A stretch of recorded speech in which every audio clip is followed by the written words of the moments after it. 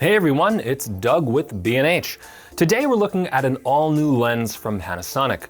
It's their Lumix 25-50mm f1.7 zoom lens. More specifically, this is a Leica DG Vario Sumilux lens, which means the optics are of the caliber you'd expect from Leica. Designed for Micro Four Thirds cameras, it's a professional lens aimed at both stills photographers and videographers, and that's due to its combination of focusing and aperture controls, not to mention constant f1.7 aperture. So let's take a look.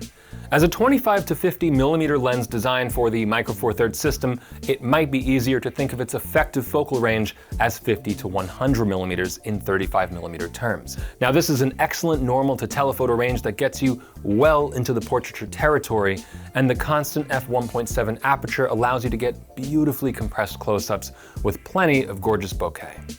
Now speaking of close-ups, the 25-50 features a minimum focusing distance of 11 inches or 0.28 meters. It should also really be mentioned that this lens is a perfect match alongside Panasonic's own 10-25 f1.7 because it also utilizes Leica glass, and between the two lenses covers an amazing focal range, all at f1.7.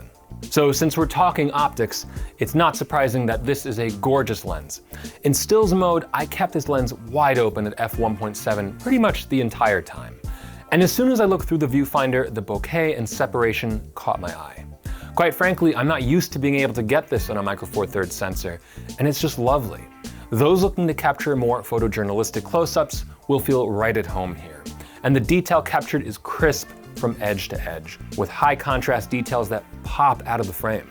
That fast aperture is also great for isolating figures and people against a busy city street. Even on the wide end, the compression is subtle but apparent.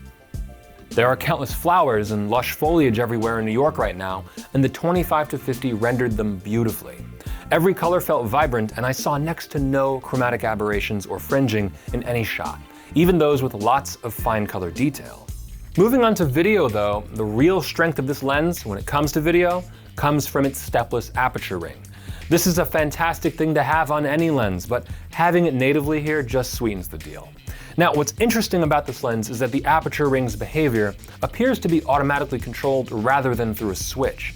The aperture does step from f-stop to f-stop when in stills mode from what I could see, but once in video mode, the changes are indeed stepless and perfectly smooth, as you can see here.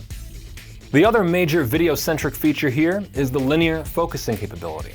Now there are already a few Lumix lenses that can do this, but as the newest entry in the line, it should be of no surprise to see that feature here. To take advantage of this, I'm testing it out with the new GH5 Mark II, and as expected, manual focusing is smooth and predictable.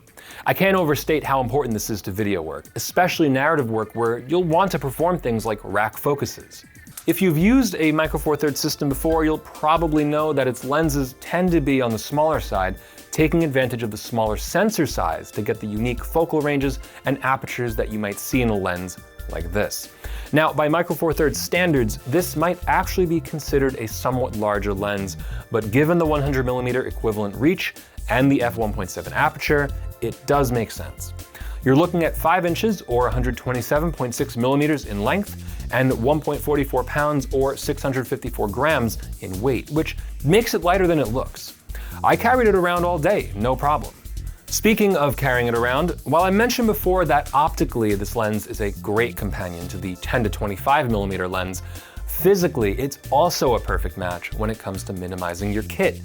Not only are the dimensions almost equal between the two lenses, but they even share a 77mm filter thread, meaning you can carry fewer filters, step-up rings, and lens caps. After getting some time to shoot with this lens, I love it. Although it doesn't go quite as far as something like a 35-100mm, the constant f1.7 aperture does make this an awesome lens for more intimate street photography, portraiture, and detailed close-ups.